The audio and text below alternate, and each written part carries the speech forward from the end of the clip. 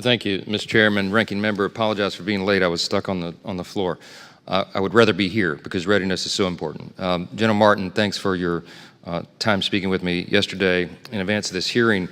I expressed our concern. I think it's not a concern just that I have, but a number of my colleagues about the recruiting crisis and the challenge that places to readiness to fight and win wars. So the Army's only met, as we understand it, 40% of its recruiting goal for this fiscal year. And yesterday, as we discussed, I think just 23% of young Americans are eligible to serve without a waiver right now. So, of course, barring the over 40% of men between the ages of 18 and 24 who remain unvaccinated against COVID, it makes that percentage even lower. So at least 75,000 soldiers, by our count, currently face discharge for refusing to take the COVID vaccine. The question is, can the Army afford to discharge these soldiers in light of all those recruiting difficulties? Or how are we going to grapple with this?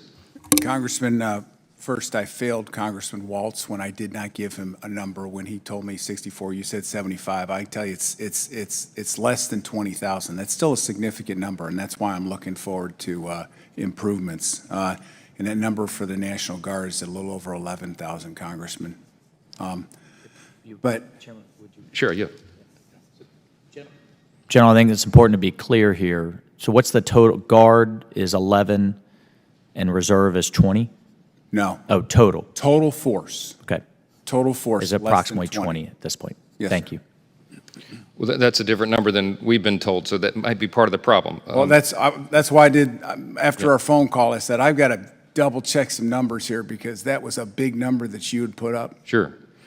Well, if the Army fails to meet its recruiting goal, COVID vaccine or not, will it make cuts to force structure, and how would those cuts affect our readiness overall?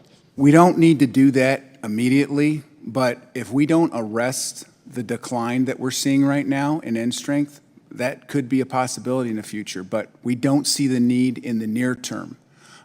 In the near term, the way we're going to manage any shortfalls that we have is the ways we've done it in the past, where we prioritize formations that have missions or preparation for missions, and those missions will be prioritized to be manned. But that's what we've done in the past. That's what we did back during the surge when we were building structure in the Army, and we had to continue to deploy it over to Iraq and Afghanistan. But that's how we'll manage that. Thank you. I'm running out of time quickly. I wanted to switch topics to the Ukraine conflict. It's a stark reminder of the importance, of course, of maintaining our military readiness and how quickly munitions are depleted, vehicles destroyed in a large-scale conflict. I had a question for each of you. Maybe I'll just go down the line until I run out of time. Admiral Kreitz, the Ukrainian armed forces have estimated that Russia's fired well over 2,000 precision-guided missiles into Ukraine. If we expended 2,000 TLAMs over a 3-month period, how quickly could we replace them, and what levers does the Navy have to expedite production? Thanks, Congressman, for the question. I think I don't have the specific numbers off the top of my head of what the production capacity is. I know that we're at capacity today, either building new TLAMs or converting older TLAMs. I want to say it's around 450 per year. Over. Thank you. Let me go to General Alvin. If the Air Force needed to make up combat losses of that magnitude, it seems the Russians have lost aircraft somewhere the rate of 25 to 35 combat aircraft at an annual rate that's 100 a year. How long would it take us to manufacture 100 fighter or attack aircraft beyond current levels of production, and what would the lag time be?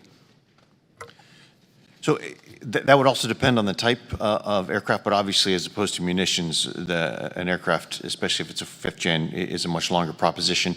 So there are many things that go into that. How hot is the production line? Is it out to max capacity? Do you have to do a second production line? So the nature of which production line we're talking about would vary that, but I think your underlying question is the key one. The fact that what Ukraine, I think, has really done is opened up our eyes to make sure that we have to have as much of a flexible and robust and adaptive industrial base to be able to adapt to this, whether it be munitions or on the platform side. I think that's right. I'm almost out of time, but I'll just say Russia has these reconstitution and production issues today, but of course they could be ours tomorrow. That's the reality. And we're just really hopeful the department has taken a hard look at how we can expand the capacity of our defense industrial base if the need arises. It's a dangerous time. And with my 15 seconds, I just want to say we're so grateful to all of you for your leadership in very difficult times, and we want to be here to support you. So thank you for your time today. Yield back.